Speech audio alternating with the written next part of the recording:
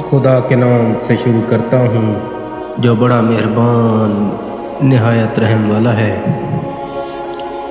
اور خدا ہی نے تمام زمین پر چلنے والے جانوروں کو پانی سے پیدا کیا۔ ان میں سے بعض تو ایسے ہیں جو اپنے پیٹ کے بل چلتے ہیں، اور بعض ایسے ان میں سے ایسے ہیں جو 2 پاؤں پر چلتے ہیں، اور بعض ان میں سے ایسے ہیں جو 4 پاؤں پر چلتے ہیں۔ خدا جو چاہتا ہے پیدا کرتا ہے، اس میں شک نہیں کہ خدا ہر چیز پر قادر ہے۔ ہم ہی نے یقیناً واضح و روشن آیتیں نازل کیں، اور خدا ہی جس کو چاہتا ہے سیدھی راہ کی طرف ہدایت کرتا ہے۔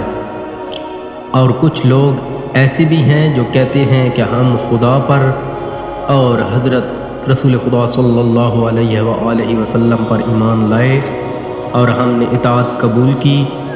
پھر اس کے بعد ان میں سے کچھ لوگ خدا کے حکم سے منہ پھیر لیتے ہیں، اور سچ یوں ہے کہ یہ لوگ ایماندار تھے ہی نہیں۔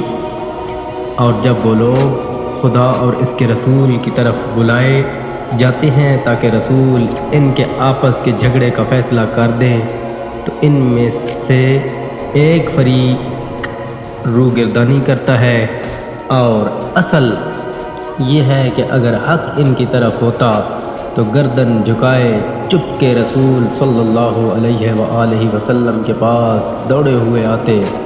کیا ان کے دل میں کفر کا مرض باقی ہے، یا شک میں پڑے ہیں، یا اس بات سے ڈرتے ہیں کہ مبادا خدا اور اس کا رسول صلی اللہ علیہ وآلہ وسلم ان پر ظلم کر بیٹھے گا؟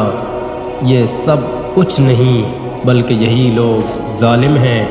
ایمانداروں کا قول تو بس یہ ہے کہ جب ان کو خدا اور اس کے رسول صلی اللہ علیہ وآلہ وسلم کے پاس بلایا جاتا ہے تاکہ ان کے باہمی جھگڑوں کا فیصلہ کر دیں، تو کہتے ہیں کہ ہم حکم سنا اور دل سے مان لیا، اور یہی لوگ آخرت میں کامیاب ہونے والے ہیں۔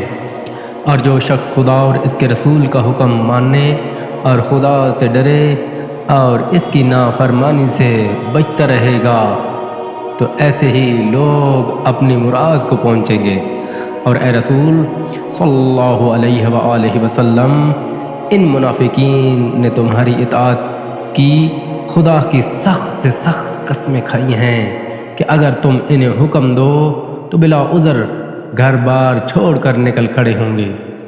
تم کہہ دو کہ قسمیں نہ کھاؤ، دستور کے مواقف اطاعت سے بہتر، اور بے شک تم جو کچھ کرتے ہو خدا اس سے خبردار ہے۔ اے رسول صلی اللہ علیہ وآلہ وسلم، تم کہہ دو خدا کی اطاعت کرو اور رسول صلی اللہ علیہ وآلہ وسلم کی اطاعت کرو۔ اگر اس پر بھی اگر تم سرتابی کرو گے تو بس رسول صلی اللہ علیہ وآلہ وسلم پر اتنا ہی تبلیغ واجب ہے جس کے وہ ذمہ دار کیے گئے، اور جس کے ذمہ دار تم بنائے گئے ہو تم پر واجب ہے، اور اگر تم اس کی اطاعت کرو گے تو ہدایت پاؤ گے۔